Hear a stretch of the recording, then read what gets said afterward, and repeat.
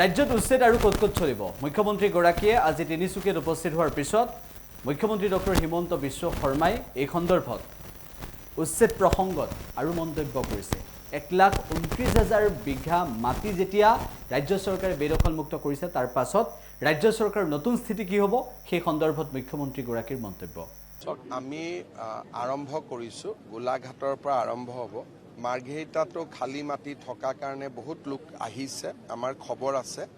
খালি সকলোবোৰ কাম আমি একেলগে ল'ব নোৱাৰো প্ৰত্যেকটো কামতে 3-4 মাহৰ এটা প্ৰক্ৰিয়া থাকে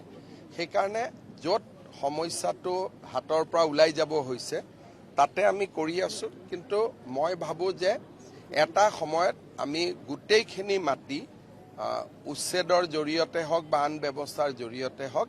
আমি আমাৰ মাটিখিনি আমি উদ্ধাৰ কৰিব পাৰিম খালি অলপ সহায়ও লাগিব আৰু ধৈৰ্যও লাগিব কাৰণ এটাৰ পিছত এটাকৈ কৰি গৈ থাকিব লাগিব মই যোৱাকালিও দৰঙত কৈছিলো যে 1 লাখ আমি 29,000 বিঘা মাটি আমি বেদখলৰ পৰা মুক্ত কৰিছো কিন্তু অসমত 29 লাখ বিঘা মাটি বেদখলকাৰীৰ হাতত আছে এটো এটা বহুত ডাঙৰ অংক মানুহে ক'ব নোৱাৰোতে লাহে লাহে লওঁতে বহুত ডাঙৰ এটা হিচাপ লাহে লাহে আমি কৰি গৈ থাকিব লাগিব আমি আৰম্ভ কৰিছো গোলাঘাটৰ পৰা আৰম্ভ হ'ব মাৰ্ঘেৰিটাতো খালি মাটি থকা কাৰণে বহুত লোক আহিছে আমাৰ খবৰ আছে খালি সকলোবোৰ কাম আমি একেলগে ল'ব নোৱাৰো প্ৰত্যেকটো কামতে 3-4 মাহৰ এটা প্ৰক্ৰিয়া থাকে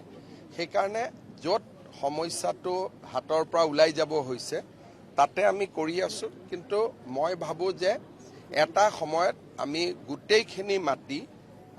উচ্ছেদৰ জৰিয়তে হওক বা আন ব্যৱস্থাৰ জৰিয়তে হওক আমি আমাৰ মাটিখিনি আমি উদ্ধাৰ কৰিব পাৰিম খালি অলপ সহায়ও লাগিব আৰু ধৈৰ্যও লাগিব কাৰণ এটাৰ পিছত এটাকৈ কৰি গৈ থাকিব লাগিব মই যোৱাকালিও দৰঙত কৈছিলো যে 1 লাখ আমি 29,000 বিঘা মাটি আমি বেদখলৰ পৰা মুক্ত কৰিছো কিন্তু অসমত 29 লাখ বিঘা মাটি বেদখলকাৰীৰ হাতত আছে এটো এটা বহুত ডাঙৰ অংক মানুহে ক'ব নোৱাৰোতে লাহে লাহে লওঁতে বহুত ডাঙৰ এটা হিচাপ